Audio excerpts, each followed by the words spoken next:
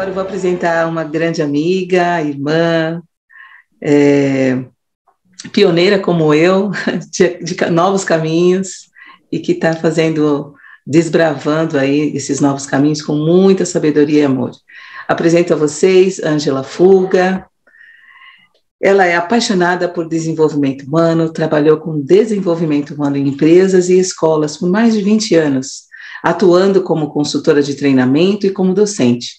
Hoje ela se dedica a práticas terapêuticas, como as constelações sistêmicas familiar, Energy Healing, EFT, hipnose e PNL. Ela é formada em comunicação social, com pós-graduação em gestão estratégica de pessoas, pós em implantação e gerenciamento de ensino à distância, pós em neuropedagogia sistêmica, psicanalista em formação. Então, abrindo agora esse espaço para a nossa querida Ângela, que ela também possa, aí nesses 15 minutos, de 15 a 15 minutos e pouquinho, explanar o que ela trouxe para a gente. Gratidão, Rosita, minha irmã, gratidão, parceira. Sou muito grata pelo esse convite, e quando a Rosita falou, né, de falar desse empoderamento feminino, né, muito me agradou, porque é algo que a gente já vem trabalhando, inclusive eu e Rosita também já trabalhamos muito sobre isso, falamos muito sobre isso, mas a gente, como consteladoras, né, Rosita também, consteladora, a gente nunca vai olhar um ser separado, né, a gente vai olhar esse ser integral. Então, quando a gente fala de empoderamento feminino, quando eu falar do empoderamento feminino, eu separei 5 tópicos que eu acho importante quando a gente fala dessa visão sistêmica, né, que traz o Bert Hellinger das constelações sistêmicas, que é o desenvolvedor das constelações. Então, o primeiro ponto que eu vou trazer, e que o William falou maravilhosamente bem, e foi muito legal, porque a gente às vezes fala que existe um universo que ele vai organizando as coisas, que a gente organiza e que ele organiza da forma dele, né?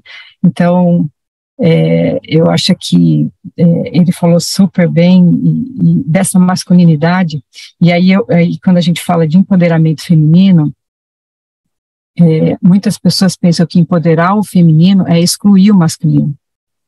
E empoderar o feminino não é excluir o masculino, né? Então a gente pensa que eu vou me empoderar e eu vou excluir. Muito pelo contrário, né? A gente sabe que culturalmente e socialmente a masculinidade frágil, ela acabou excluindo a mulher socialmente, né? De papéis aí importantes que a gente tem, que a gente está lutando ainda, né?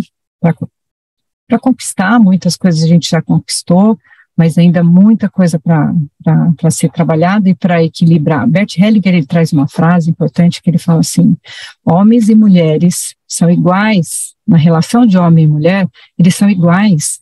Então, por que separar, né? Por que excluir? Então, não tenho que rechaçar o masculino, né? Então, esse é o primeiro ponto. O primeiro ponto é olhar para esse masculino com respeito. Como que a gente faz isso, né? Olhando mesmo como um ser humano, tendo amor, tendo compaixão. E eu vou trazendo outro ponto aqui importante também, além de não excluir o masculino. Muitas pessoas acham que, por exemplo, eu falo assim, eu tenho que empoderar o feminino, eu vou trazer essa força para a mulher, e aí eu olho para os meus antepassados, né, as minhas mulheres das minhas gerações anteriores, eu olho, e também que a constelação ela olha de forma transgeracional, né, então olhando para as minhas irmãs, para as minhas tias, minhas avós, primas, né, de forma transgeracional.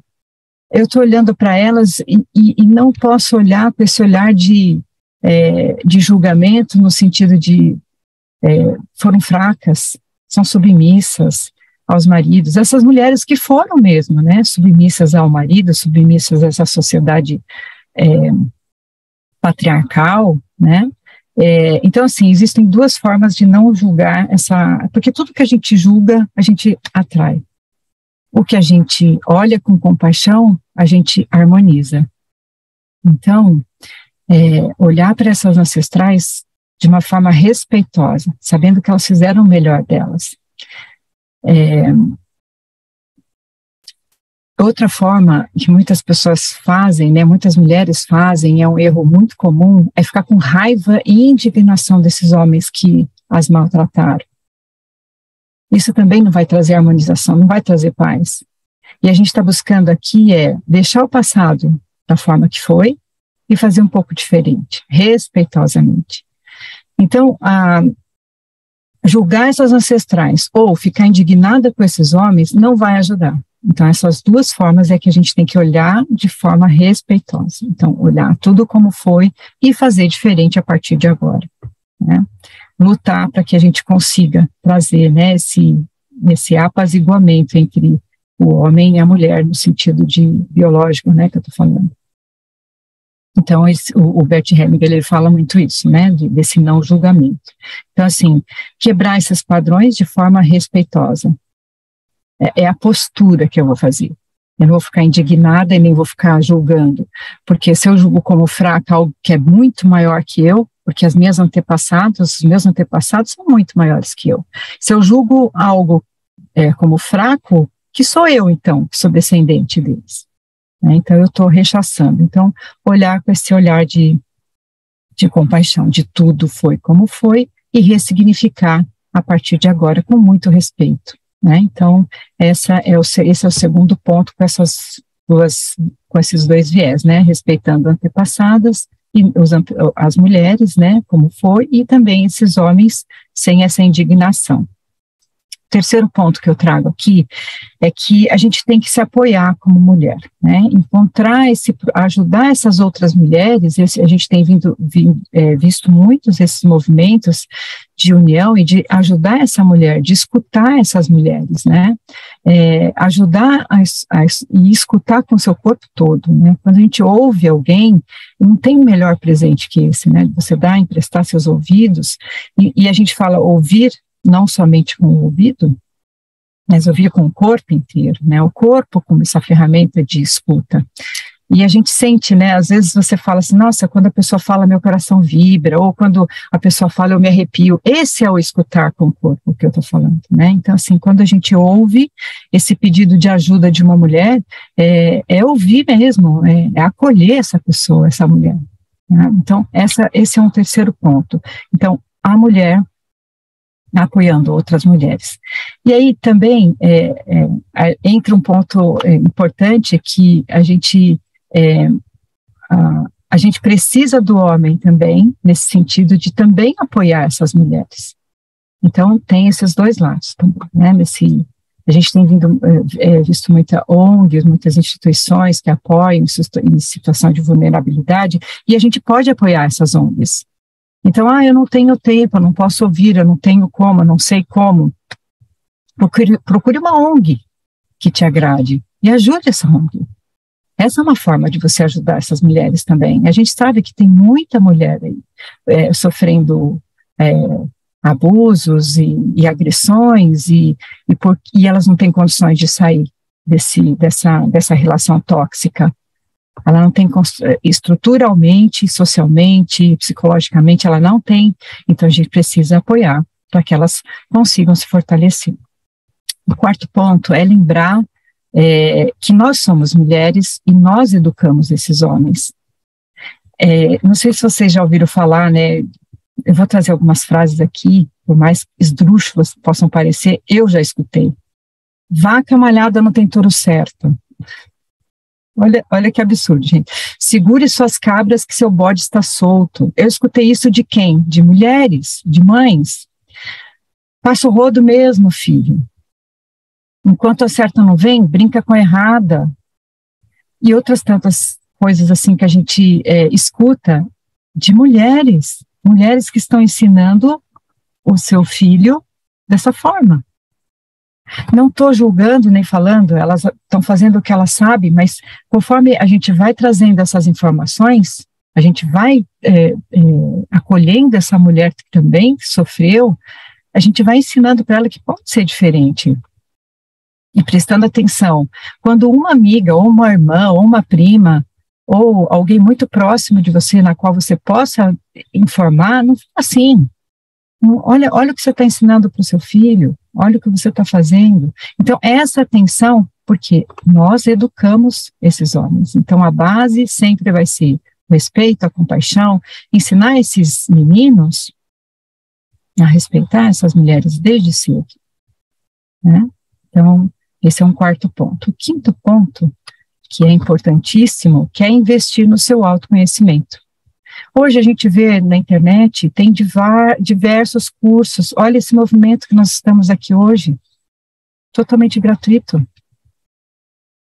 Tem diversos livros, tem várias ferramentas hoje disponíveis que a gente pode buscar o nosso autoconhecimento através de livros também, através de vídeos, aprendendo a respeitar os seus limites, repensando, por exemplo, crenças de belezas, de comportamentos que são tão importantes aí nessa sociedade, corpos perfeitos, e a gente vem se denegrindo, se desfazendo, porque eu não estou naquele corpo perfeito de Gisele Bündchen, pelo amor de Deus, né? Hoje a gente está vendo empresas como Natura, Avon,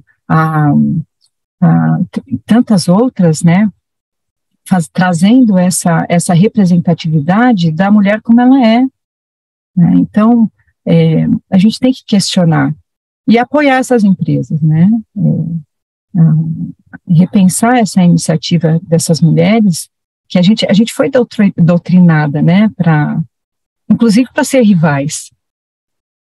Se a gente for pensar, nós somos doutrinadas pela sociedade para ser rivais. Uma mulher está sempre criticando a outra, e esse olhar que a gente tem que começar a mudar. Porque isso enfraquece a outra. A gente tem que começar a repensar essas coisas que foram implantadas lá atrás, essas crenças limitantes que foram implantadas para que a gente se moldasse a essa sociedade, né? Então, e ajudando a repensar, e deixando de ser essas rivais que nós aprendemos a ser, a gente ajuda as mulheres nessa vulnerabilidade, a sair de relacionamentos tóxicos, a se anular sua própria identidade. Uma mulher passa, às vezes, uma vida inteira prestando serviço à família, servindo, fazendo, e ela nunca está buscando nada para si. O que ela faz? Então a pergunta é, o que você está fazendo por você hoje? Algo que te dê prazer, não que limpar e cuidar da família não te dê prazer, mas para você, é você mesma, sabe? Será que você pegou algo que goste de ler, um filme que você gosta de ver, buscar algo que te faça prazer, buscar essa potência que a gente tem dentro de nós, né? Então, assim, eu vou trazer alguns dados importantes quando a gente fala da representatividade, né, desse empoderamento feminino, da representatividade da mulher na sociedade, que é o que fala esse empoderamento, né? Então, assim, o empoderamento, eu vou falar em imagem, né? É como se a gente eu preciso me fortalecer para que isso se expanda. Primeiro, eu fortaleço essa mulher, e aí eu vou fortalecendo as que estão ao meu redor. E fortalecendo também, não cometendo o mesmo erro que a masculinidade, né, esse patriarcal fez, né, que foi excluir as mulheres de toda essa sociedade, mas ao contrário, né, chamando esse homem, né, é importante que tenha essa participação desse homem, né, para que ele veja essa mulher com respeito, para que ele também eduque as filhas, para que ele também eduque os filhos, tanto as meninas quanto os meninos, né, de forma respeitosa. Então, assim, em 1827, as meninas foram liberadas para frequentar a escola. 1852, primeiro jornal feminino. 1879, as mulheres conquistaram os direitos de ir para a faculdade. 1879. 1910, o primeiro partido feminino é criado. 1932, direito ao voto.